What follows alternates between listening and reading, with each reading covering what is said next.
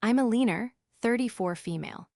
I live in a quiet condo that overlooks the city, a small bubble of peace I carved out for myself amidst a life that has always been intertwined with the family business. As the Chief Operating Officer of Vance Innovations, the advanced manufacturing company my father built from the ground up, my days are a whirlwind of logistics, strategy, and problem-solving. It's a demanding role, but I've always found a deep sense of purpose in nurturing the legacy my father created. For years, I was his right hand, the one who understood the intricate mechanics of the business, while my older brother Marcus preferred the glamour of networking and big picture strategy. Our dynamic was a fragile peace treaty, brokered by my father's presence.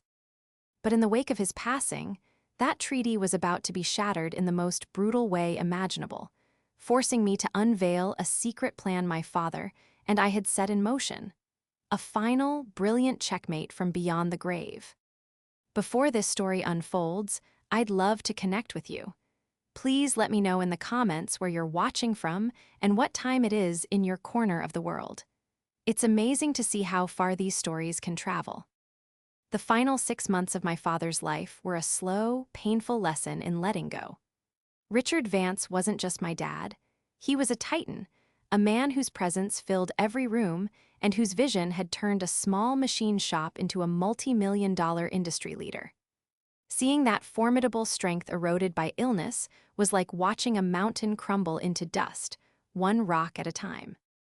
I spent every moment I could with him, splitting my time between the COO's office and the quiet, sunlit room in his home that had become his world. We'd talk for hours, not just about memories, but about the future of Vance Innovations. His mind, even as his body failed him, remained as sharp as the precision tools on our factory floor.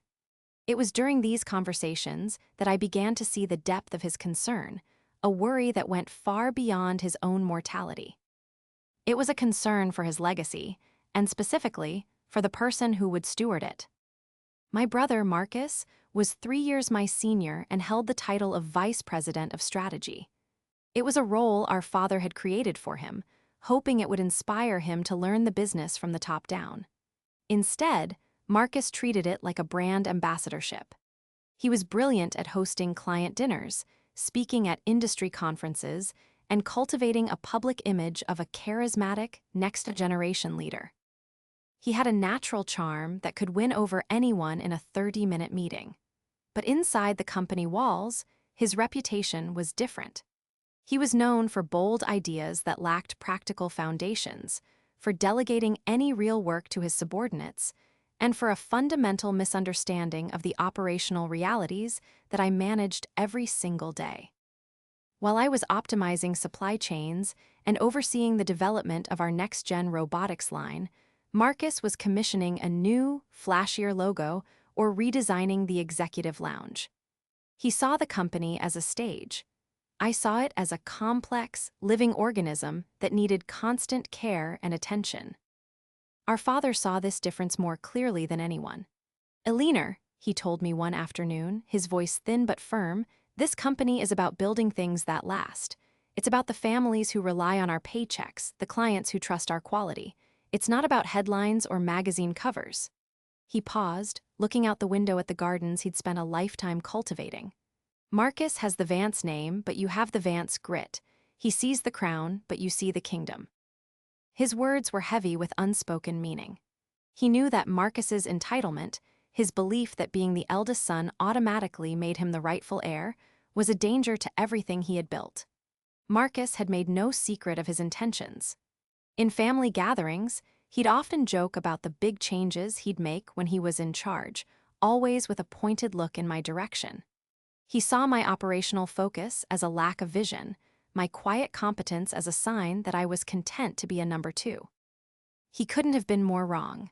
I loved the company not for the power it represented, but for the people it employed and the innovation it fostered. The setup for my brother's betrayal began subtly. As Dad's health declined, Marcus became more assertive. He started calling meetings without me, trying to establish himself as the de facto leader in our father's absence. He'd CC me on emails where he'd take credit for projects my teams had spearheaded, positioning himself as the driving force behind our recent successes. I let it slide, not wanting to cause stress for our father. My focus was on keeping the company stable and spending precious time with him. I underestimated the lengths to which Marcus would go and the audacity of his ambition. Sarah Jenkins, our head of HR and a woman who had been with the company for 20 years, would often stop by my office, her expression laced with concern. "Eleanor, you need to watch him," she'd say quietly. "He's telling people that your father has already named him as the successor. He's making promises to executives, lining up his allies." I thanked her for the warning, reassuring her that our father had things under control. The final piece of the setup fell into place about a month before Dad passed. He called me to his home alone one evening. His lawyer, the ever-calm and meticulously professional Mr. David Chen, was already there. The mood was somber but charged with purpose. On the table in front of my father was a thick leather-bound portfolio. "Ellie," he began, using my childhood nickname, "we need to talk about what happens next, and we need to do it my way." He explained that for years, the company's succession plan had been a standard, boilerplate document that named Marcus as the successor CEO, a holdover from a time when he'd hoped my brother would mature into the role. He confessed that he had left it unchanged out of a father's misplaced hope and a desire to avoid a direct confrontation. But he could no longer afford that luxury. "Your brother would run this company into the ground in 5 years," he said, the statement delivered with a sad finality. "His ego is a liability we can't afford." Mr. Chen then walked me through a complex legal strategy. It wasn't a simple revision of the will. It was something far more powerful and immediate. It was a legal instrument that would transfer a controlling interest of his voting shares, a solid 51%, into a newly formed private trust. The sole trustee and executor of that trust, me, it wasn't about inheritance in the traditional sense, it was about control. The document was airtight, witnessed by his primary care physician to attest to his sound state of mind. As I signed the papers, my hand trembling slightly, my father looked at me, his eyes clear and resolute. "This is not a gift, Ellie. It's a responsibility. Protect our people. Protect our name." He made me promise to keep it a secret until the time was right. "Let Marcus make his move," he had advised, a flicker of his old strategic brilliance in his eyes. "Let him show everyone exactly who he is. Then you show them who I knew you were." The day of the funeral was a blur of muted colors and hushed condolences. The sky was a solemn, overcast gray, a perfect mirror of the grief that sat heavy in my chest. I stood by the graveside, listening to the eulogies, my mind a slideshow of memories. My father teaching me to ride a bike, quizzing me on my calculus homework, and the proud look on his face when I'd presented my first major project proposal to the board. Through it all, I was acutely aware of Marcus. He played the part of the grieving son beautifully. He stood tall, his arm around his wife, Jessica, accepting sympathies with a somber nod. But I saw something else in his eyes, a restless, impatient energy. He wasn't just mourning a father, he was observing the end of an era and the beginning of his own. I watched as he networked, even at the funeral reception. He'd pull a board member aside for a quiet word or clasp the shoulder of a major investor with a look of shared, knowing gravity. He was consolidating power before our father was even laid to rest. It was sickening. Later that evening, Marcus insisted that the close family have dinner at his house. "Dad would have wanted us to be together," he'd said, his voice thick with false sentiment. I knew it was a performance, a strategic move, but I was too emotionally exhausted to fight it. I just wanted the day to be over. Walking into his sprawling, meticulously designed home felt like stepping onto a stage set. Jessica, an interior designer, had created a space that was impressive but cold, full of sharp angles and expensive art that seemed to demand admiration rather than offer comfort. The atmosphere was anything but comforting. It was tense and suffocating. Marcus was holding court in the living room, a glass of expensive whiskey in his hand, already speaking about the company in the past tense, as if our father's leadership was a chapter that was now firmly closed. He talked about new paradigms and disruptive strategies, business school buzzwords that he used to mask his lack of genuine understanding. We sat down for dinner, a formal, multi-course affair that felt wildly inappropriate for a day of mourning. Jessica kept the conversation light and superficial, talking about a recent gallery opening and plans for a winter vacation. I barely touched my food, the grief a knot in my stomach. Marcus, however, seemed to have a hearty appetite. He ate and drank with a conqueror's relish, and as the main course was cleared, he finally dropped the pretense. He leaned back in his chair, a smug, self-satisfied smile playing on his lips. "So," he began, his voice booming in the quiet dining room, "I think it's time we talked about the future, specifically the future of Vance Innovations." I remained silent, bracing myself for what I knew was coming. He savored the moment, looking directly at me, his eyes gleaming with triumph. Dad and I had many conversations over the years about succession. He was old school, believed in primogeniture. The eldest son takes the reins. He reached into the inner pocket of his suit jacket and pulled out a folded sheaf of papers, placing it on the table with a theatrical flourish. "As it happens," he continued, his smirk widening, "he made his wishes official. This is the company succession directive. It names me chairman and CEO, effective immediately." He pushed the papers across the polished wood table towards me. "And of course, there's a place for you, Ellie. I'm not heartless." He paused for dramatic effect. "I've drawn up a new employment contract for you. You can stay on in a senior management role. Director of operations, perhaps. It's a slight step down from COO, obviously, but it's a vital role, and I value your technical skills." He waved the document in my face. The sheer, unadulterated arrogance of it was breathtaking. He wasn't just claiming the throne, he was rubbing my face in it, demoting me in my own family, turning my life's work into a footnote in his story. Jessica sat beside him, her expression a mixture of pride and pity directed at me. She placed a perfectly manicured hand on his arm, a silent gesture of support for her victorious husband. This was their moment, the culmination of years of ambition and entitlement. I looked at the new contract he was brandishing, then back at his smug face. My heart was pounding, a furious drumbeat of anger and sorrow. This was the brother I grew up with, the boy who once helped me build forts out of couch cushions. That boy was gone, replaced by this cold, calculating stranger who saw our father's death not as a tragedy, but as a promotion. Everything my father had warned me about, every quiet concern he'd voiced, was crystallizing in this single, ugly moment. My first instinct was to scream, to throw the papers back in his face and expose him for the charlatan he was. But then I remembered my father's last piece of advice. Let him make his move. Let him show everyone exactly who he is. This was it. This was the move.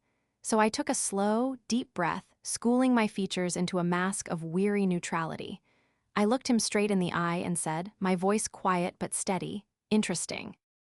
And as he leaned back, basking in what he believed was my submission, I hid my grin. He had no idea what was coming.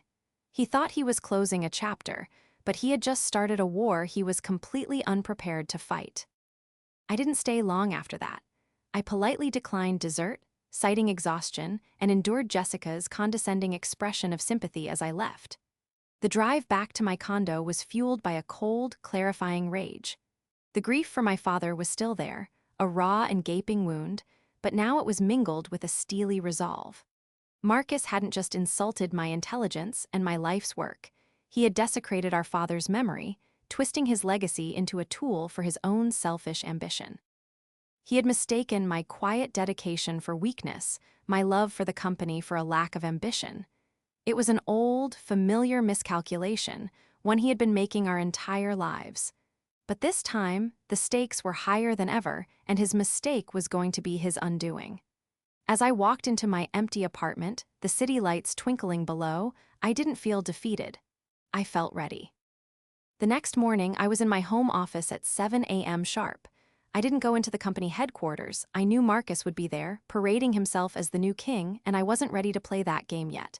My first and only call was to Mr. David Chen. "He did it," I said, my voice devoid of emotion. "Just like Dad predicted." "I expected as much, Alina," Mr. Chen replied, his tone calm and reassuring. "Are you ready to proceed?" "Absolutely," I said. "Meet me at your office in an hour." Mr. Chen's law firm, Chen and Associates, occupied a floor in a downtown skyscraper, a world of quiet confidence, mahogany desks, and floor-to-ceiling windows. David had been my father's lawyer and confidant for over 30 years. He was a man of impeccable integrity, whose loyalty was to my father's true wishes, not to the line of succession. He greeted me with a solemn nod and led me into a private conference room. "Tell me everything," he said, gesturing for me to sit. I recounted the dinner, describing Marcus's smug performance, the document he presented, and the new contract he'd so magnanimously offered me. Mr. Chen listened patiently, his fingers steepled, his expression unreadable. When I finished, he gave a slow, deliberate nod. "As we suspected," he said, "he's acting on the old succession directive from 2018. He wiveled his chair to a large filing cabinet behind him and retrieved a folder. "I have a copy of it right here." He laid the document on the table. It was exactly what Marcus had likely shown me, a standard, internal company document outlining a potential succession plan. It named Marcus as the intended successor to the CEO position. Crucially, however, Mr. Chen pointed to the signature page. It was signed only by my father. "This document expresses an intention," Mr. Chen explained, "but it was never formally ratified by the board or integrated into the company's official bylaws." Richard kept it as a placeholder, a carrot to dangle in the hopes Marcus would step up. "It carries a certain moral weight, perhaps, but legally, it's flimsy. It can be superseded." This was the first part of the discovery. The document Marcus was banking his entire future on was little more than a piece of corporate wishful thinking. He was either ignorant of its legal weakness or, more likely, was counting on the fact that no one else, especially me, would know to challenge it. He assumed I would be too grief-stricken and intimidated to fight back. "So how did he get so confident?" I asked. "Did Dad give it to him?" Mr. Chen shook his head. "Unlikely. In his final months, Richard was very clear with me about his intentions. He would not have given Marcus any false hope. My guess is that Marcus found it. He had access to your father's home office. He probably came across it while helping to sort through paperwork and assumed it was the final word." This made perfect sense. It fit Marcus's opportunistic nature perfectly. He had found a key and believed it opened a kingdom without bothering to check if the locks had been changed. But the most critical part of the discovery was yet to come. Mr. Chen slid another, much more imposing document across the table. It was the portfolio I had signed in my father's study a month ago. The cover read, "The Vance Legacy Trust." "This," Mr. Chen said, tapping the cover, "is the lock that was changed. This is not a suggestion or an intention. This is a legally binding, fully executed and notarized transfer of assets. Specifically, 51% of the voting shares of Vance Innovations are no longer in your father's personal estate. They are the primary asset of this trust, and you, Eleanor, are its sole trustee." He opened the portfolio and walked me through it again, page by page. He showed me the signed affidavits from our father's physician and nurse, attesting to his lucidity and clear state of mind on the day of the signing. He showed me the official filings with the state that registered the trust's existence. He explained that because the shares were now in a trust, they were not subject to the normal probate process of a will. The transfer of control was immediate upon our father's passing. "Marcus is planning a coup based on a 5-year-old memo," Mr. Chen said, a faint, dry smile on his lips. "He's bringing a knife to a gunfight he doesn't even know has started." The weight of it all began to sink in. This wasn't just about me versus Marcus. This was my father's final, brilliant act of protection. He had seen the betrayal coming and had built an unbreachable fortress around his legacy, handing me the only key. The discovery wasn't just about uncovering Marcus's weak position. It was about truly understanding the strength of my own. My father hadn't just left me a company. He had left me a mandate, a fortress, and a plan. Now, it was time to build the next phase, the investigation. With the Vance Legacy Trust as our unshakable foundation, the next step wasn't about proving my claim, that was already legally established, but about understanding the full scope of Marcus's intended takeover. Mr. Chen and I knew we had the ultimate trump card, but my father's advice echoed in my mind. Let him make his move. For our countermove to be most effective, we needed to know exactly what game Marcus was playing. Our investigation over the next few days was a quiet, methodical gathering of intelligence, a corporate chess game where one player had no idea their king was already in check. My first call was to Sarah Jenkins, the head of HR. I asked her to meet me for coffee at a small, out-of-the-way cafe far from the office. I needed an ally on the inside, and there was no one I trusted more than Sarah. She had been with the company since I was in high school, and her loyalty was to the stable, family-oriented culture my father had built, not to the entitled ambition of his son. When she arrived, her face was etched with worry. "Eleanor, it's worse than I thought," she said before she even sat down. "Marcus held an executive leadership meeting this morning. You weren't invited. He announced that he was assuming the role of acting CEO, citing a clear directive from your father. He said a formal announcement to the board and all staff was imminent. She told me he was radiating an unnerving level of confidence as if the matter was completely settled. He had promised promotions and new budgets to executives he saw as loyalists, subtly intimidating those who had been closer to me. He's moving fast," Sarah concluded, stirring her untouched latte. "He wants to cement his position before anyone has a chance to question it." I listened calmly and then told her everything. I told her about the old directive Marcus was using and, in broad strokes, about the trust my father had established. The look of relief that washed over her face was immense. "I knew it," she whispered. "I knew Richard wouldn't just hand it all over to him. He was too smart for that." Sarah became our eyes and ears. Her task was to discreetly gauge the sentiment among the senior management. Who was siding with Marcus out of ambition? Who was remaining quiet out of fear? And most importantly, who were the true loyalists who would stand by my father's real vision for the company? She was the perfect person for the job, able to have casual conversations by the water cooler or in the lunchroom that were actually subtle fact-finding missions. Meanwhile, Mr. Chen focused on the legal front. He began drafting the official correspondence that would be needed. Cease and desist letters, formal notifications to the board of directors, and a comprehensive legal summary of the trust's authority. He also reached out to the firm that handled the company's official stock ledger to place a notification on the Vance family shares, ensuring no transfers could be attempted without the trustees' my express consent. It was a silent, legal firewall being built around the company. My own investigation was more personal. I went to my father's house, which was still quiet and empty, a silent monument to his memory. I needed to find out if Marcus had left any trace of his search. In Dad's study, which I knew as well as my own office, I could see subtle signs of disturbance. Files were slightly out of order, a desk drawer not quite closed. It confirmed Mr. Chen's theory. Marcus had been searching for something.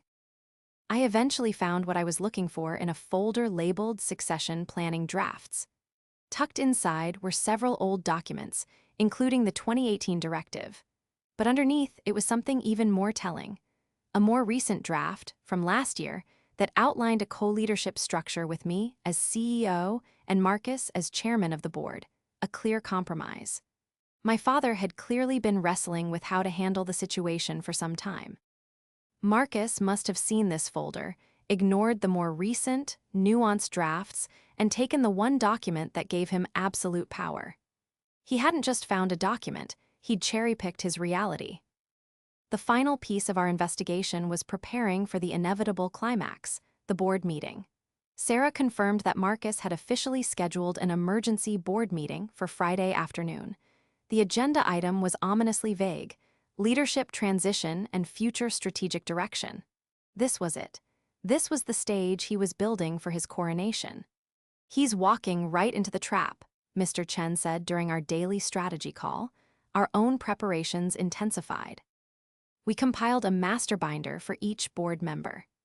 Each binder would contain a copy of the 2018 directive Marcus was relying on, followed by the complete, notarized, and legally filed documentation for the Vance Legacy Trust.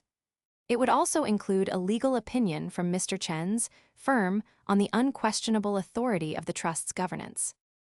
We weren't just going to refute Marcus's claim. We were going to dismantle it with an overwhelming weight of evidence, leaving no room for doubt or debate. We also prepared statements from key personnel. Sarah Jenkins wrote a summary of the operational chaos Marcus had caused in just a few days, including the unauthorized promises and the climate of uncertainty he had created.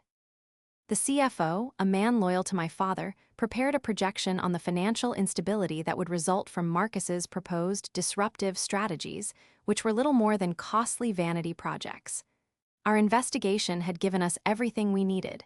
We knew his plan, we knew his evidence, and we had a complete picture of the disruption he was causing. The trap was set. The bait was the CEO's chair. All we had to do was wait for Marcus to take it. With the board meeting only 2 days away, our focus shifted from investigation to meticulous planning. This couldn't be an emotional family outburst. It had to be a precise, undeniable, and professional execution of my father's final wishes. The goal was not to humiliate Marcus, though that would be an unavoidable consequence, but to ensure a seamless and immediate transfer of legitimate control, minimizing disruption to the company and reassuring our employees and stakeholders. Our headquarters for this operation was the conference room at Mr. Chen's firm. The large mahogany table was covered in documents, timelines, and lists of key players. It was a war room for a corporate battle. The plan we devised was built on a foundation of theatricality and legal finality.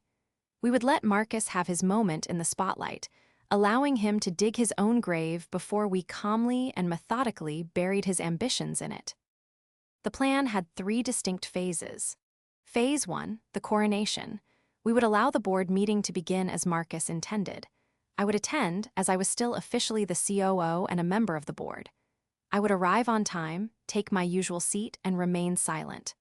My demeanor was to be calm, observant, and perhaps a little weary, giving him the impression that I was defeated and resigned to my fate. We wanted him to feel completely confident, even arrogant. Overconfidence would make him less cautious with his words and more definitive in his declarations, all of which would be recorded in the official meeting minutes. Sarah Jenkins' role was to ensure that the board members who were either on the fence or secretly loyal to my father's true vision were present. She confirmed their attendance one by one, giving them a quiet, non-specific heads-up that this would be a pivotal meeting they wouldn't want to miss. Phase 2, the interruption. This was the most critical phase and had to be timed perfectly. We decided that the ideal moment to intervene would be immediately after Marcus had formally declared himself CEO, and crucially, after he had made a definitive statement about my new, demoted role. The moment he tried to formally alter my position, he would be overstepping the bounds of a potential heir and actively attempting to exercise authority he did not legally possess. That was the point of no return. At that precise moment, my only line would be the one I had practiced in my head 1,000 times. Interesting. Then, I would calmly state, Mr. Chairman, before we proceed, I believe there is a more recent and legally binding document regarding company governance that the board needs to review. On that cue, the conference room doors would open, and Mr. David Chen would enter. He would not be there as my personal lawyer, but as the legal counsel representing the majority shareholder of Vance Innovations, the Vance Legacy Trust. This distinction was vital. It positioned him as an agent of the company's true ownership, not as a party in a sibling squabble. Phase 3, the revelation. Mr. Chen would take the floor. He would be calm, professional, and direct. He would first acknowledge the 2018 document Marcus was using, validating that it existed before systematically invalidating its authority. Then, he would formally introduce the board to the Vance Legacy Trust. The binders we had prepared would be distributed to each board member by a paralegal accompanying Mr. Chen. He would walk them through the key points. The transfer of 51% of voting shares, my appointment as sole trustee, and the date of execution, complete with the affidavits of mental competence. He would make it crystal clear that as the trustee of the majority shares, I held the power to appoint the CEO and the chairman of the board. While he was speaking, my role was to remain composed, observing the reactions of the board members. I would be the picture of stability, the person my father had entrusted with his life's work. After Mr. Chen concluded his presentation, I would make my first official statement. I would thank the board for their attention, express my commitment to my father's vision of stability and innovation, and then make my first motion as the controlling shareholder, to formally reject Marcus's claim and to table any further discussion of leadership until a proper transition plan, led by me, could be presented at the next scheduled meeting. We rehearsed the timing, the specific language, and every possible contingency. What if Marcus interrupted? Mr. Chen was prepared to politely but firmly state that he was speaking on behalf of the majority shareholder and must be allowed to finish. What if a board member loyal to Marcus objected? The sheer weight of the legal documentation was designed to quell any such objections. The plan was airtight. The night before the meeting, I couldn't sleep. I sat in my living room, looking at the city lights, holding a framed photo of my father and me at the company's 25th anniversary party. He was beaming with pride. I wasn't just doing this for myself or to get back at Marcus. I was doing it to honor that pride, to protect the thousands of employees who depended on the company, and to fulfill the most important promise I had ever made. The plan was ready. The pieces were in place. All that was left was for the king to walk onto the stage and claim his hollow crown. The boardroom at Vance Innovations was on the top floor, a space designed to project power and success. It had a panoramic view of the city, a long, imposing granite table, and high-backed leather chairs. On that Friday afternoon, the air in the room was thick with tension and anticipation. I arrived exactly 2 minutes before the scheduled start time, just as planned. I gave a polite, neutral nod to the other board members already present and took my seat. Marcus was at the head of the table, in the chair that had always been my father's. He was dressed in a perfectly tailored suit, looking every bit the triumphant heir. He gave me a brief, condescending smile, a look that said, "Thank you for coming to your own execution." Jessica wasn't there, of course, but her influence was palpable in his polished, confident demeanor. He was performing for her, for himself, for everyone. He called the meeting to order with a rap of his knuckles on the table. "Thank you all for coming on such short notice," he began, his voice smooth and authoritative. "As you know, with the passing of my father, Richard Vance, this company is entering a new chapter. Dad was a great man, a titan of industry, but his methods were of a different era. It's time for a new vision, a bold new direction to take Vance Innovations into the future." He spoke for nearly 10 minutes, littering his speech with corporate jargon about synergy, disruption, and market penetration. He painted a picture of a company that had grown stagnant and promised a future of aggressive growth and modernization. It was a slap in the face to our father's legacy, and I could see some of the veteran board members shifting uncomfortably in their seats. I remained perfectly still, my hands resting calmly in my lap, my expression unreadable. Then he came to the heart of the matter. "My father was a man who believed in clear lines of authority," Marcus continued, pulling a document from his leather portfolio, the 2018 directive. He made his wishes for the future leadership of this company unequivocally clear. This document, his official succession directive, names me as the new chairman and CEO. He held it up for everyone to see, a proud monarch displaying his scepter. "I am honored to accept this responsibility and to carry my father's legacy forward in my own way." He paused, letting the statement hang in the air, then turned his gaze directly to me. "Of course, this transition will involve some restructuring. Eleanor," he said, his voice laced with false sincerity, "your contributions to this company have been invaluable on an operational level, and in recognition of that, I am pleased to offer you the new role of Director of Operations. This will allow you to focus on your technical strengths, while I handle the broader strategic vision."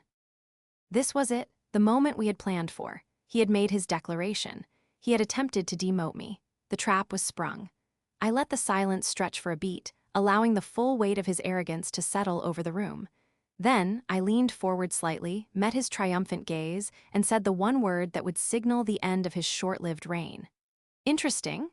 A flicker of annoyance crossed his face, not expecting any response other than quiet acquiescence. I continued, my voice calm but carrying to every corner of the room. Mr. Chairman, before we proceed with any restructuring, I believe there is a more recent and legally binding document regarding company governance that the board needs to review. As if on cue, the boardroom doors opened. Mr. David Chen walked in, followed by his paralegal carrying a stack of thick, professionally bound binders. He was the picture of quiet authority. Marcus shot to his feet. "What is the meaning of this? Who are you? This is a closed board meeting." Mr. Chen didn't even look at him. He walked calmly to the empty chair at the foot of the table and placed his briefcase down. "Good afternoon, members of the board," he said, his voice resonating with legal gravitas. "My name is David Chen. For 30 years, I was Richard Vance's personal attorney. Today, however, I am here as legal counsel for the majority shareholder of Vance Innovations." A confused murmur went through the room. Marcus's face was a mask of confusion and fury. "What are you talking about? My father's estate is the majority shareholder, and I am his heir." "That is incorrect," Mr. Chen stated flatly. The paralegal began distributing the binders to each board member, placing one in front of me and one in front of Marcus's now empty chair. If you will all turn to tab A in the binders before you, you will see a copy of the 2018 succession memo Mr. Vance is referring to. As you can see, it is a preliminary, internal document never ratified by this board. He then directed them to the next section. Now, please turn to tab B. What you will find there are the complete, fully executed and state-filed incorporation documents for a private trust, the Vance Legacy Trust. It was established 6 weeks ago by Richard Vance. The room was silent, save for the rustle of turning pages. I watched Marcus as he flipped through. His copy, his confident smirk melting into a pale, slack-jawed expression of disbelief. "As you will see on page 5, Mr. Chen continued, his voice like a judge delivering a verdict. On that date, Richard Vance transferred his entire controlling interest, 51% of the company's voting shares, into this trust. This transfer was immediate and irrevocable. Those shares are not part of his personal estate and are not subject to his will." He let that sink in before delivering the final blow. And if you turn to tab C, you will find the final page of the trust's charter. It names the sole, unremovable trustee who is granted full and absolute voting authority over all shares held by the trust. He paused and looked directly at me. The sole trustee is Eleanor Vance. The air was sucked out of the room. The board members stared at the documents, then at me, then at the sputtering, dumbfounded Marcus. "This is impossible, it's a forgery," Marcus stammered, his voice cracking. "He was sick, he wasn't in his right mind, I'll contest this." "I invite you to try," Mr. Chen said coolly. Tab D contains signed and notarized affidavits from Richard's lead physician and his private nurse, confirming he was of perfectly sound mind and body, and under no duress on the day of the signing. It is legally unassailable. The confrontation was over. Marcus slumped back into his chair, utterly defeated. The power he thought was his had vanished into thin air, revealed to be nothing more than an illusion. I finally stood up, my composure unwavering. "Thank you, Mr. Chen," I said. Then, addressing the stunned board, I made my first official statement. "I am committed to fulfilling my father's true vision for this company, one of stability, innovation, and integrity. I move to table this discussion of leadership. We will proceed under the company's existing structure until I have formulated a long-term plan to present at our next meeting." No one objected. The king was dethroned. The true heir had finally taken her seat. The weeks following that explosive board meeting were a whirlwind of activity, but it was a controlled, purposeful whirlwind, entirely of my making. The immediate fallout was exactly as Mr. Chen and I had predicted. The board, faced with the undeniable legal reality of the trust, unanimously recognized my authority as the representative of the majority shareholder. The story of Marcus's attempted coup and my dramatic countermove spread through the company's senior ranks like wildfire. There was no official announcement, but the truth had a way of getting out. The atmosphere in the executive wing transformed overnight from one of tense uncertainty to palpable relief. People who had been cautiously hedging their bets, unsure of which way the wind was blowing, were now openly supportive. Sarah Jenkins reported that productivity and morale had skyrocketed. It turned out, nobody had been looking forward to the reign of King Marcus. My first official act was to place Marcus on administrative leave, pending a formal review of his conduct. It was a corporate necessity. He had, in effect, attempted to fraudulently seize control of the company. His company phone and laptop were collected, and his access to the building was revoked. I didn't do it with any sense of glee. It was a sad, necessary amputation to save the health of the whole organism. Jessica, his wife, was less restrained. She left me a string of furious, rambling voicemails, accusing me of being a power-hungry snake who had cheated her husband out of his birthright. I listened to the first 30 seconds of one before deleting them all. There was nothing to be gained from engaging with her rage. Their world, built on the assumption of future power and prestige, had crumbled, and they were simply lashing out at the architect of its destruction. 2 weeks later, I asked Marcus to meet me, not at the office, but on neutral ground, a quiet corner of a park near our childhood home. It was the first time we'd spoken since the board meeting. He looked diminished. The arrogant swagger was gone, replaced by a hollow-eyed exhaustion. He was no longer the charismatic executive, just a man who had overplayed his hand and lost everything. We sat on a bench in silence for a few moments, watching children play on a distant swing set. "Why, Ellie?" he finally asked, his voice barely a whisper. "Why go to all that trouble? Why not just tell me?" "Because you wouldn't have listened," I replied, my voice gentle but firm. "You would have argued, bullied, and tried to wear me down. You would have made Dad's last months a living hell if you knew. He didn't want that. He wanted peace, and he wanted to know his company was safe." I explained that this wasn't about punishing him, it was about protecting our father's legacy. "You saw the company as your prize, Marcus. Dad saw it as his responsibility. He gave that responsibility to the person he thought could handle it." I slid a faux elder across the bench to him. It wasn't a new contract, it was a severance proposal. It was generous, far more generous than he deserved. It included a buyout of his minority shares at a fair market value, 6 months of salary, and a non-disclosure agreement. "You have 2 options," I told him. "You can sign this and we both walk away. You'll have enough money to start something new on your own terms. Or you can refuse and the board will proceed with a formal investigation into your actions, which could have serious legal and financial consequences for you. The choice is yours." He stared at the folder for a long time, his jaw tight. I could see the war going on inside him, the wounded pride, the anger, the bitter sting of defeat, but he was also a pragmatist. He knew he was beaten. He took the folder. "I'll have my lawyer look at it," he muttered, not meeting my eyes. He stood up and walked away without another word. A week later, the signed papers arrived at Mr. Chen's office. With Marcus officially out of the picture, I began the real work of leading Vance Innovations. I was formally appointed CEO by the board, a decision that was now a mere formality. My first all-hands meeting was not about grand, disruptive visions, but about reassurance and stability. I spoke about honoring our father's principles of quality and integrity while continuing to invest in smart, sustainable innovation. I promoted several long-serving, highly competent managers who had been overlooked by Marcus, and I reinstated the employee profit-sharing program that Marcus had planned to cut. I was not my brother, and I was not my father. I was my own leader, a blend of his wisdom and my own operational expertise.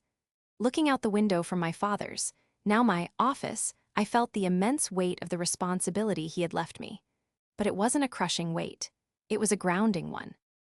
My victory wasn't loud or triumphant. It was quiet, decisive, and absolute. I hadn't just won a battle with my brother. I had fulfilled my promise to my father. I had protected the kingdom.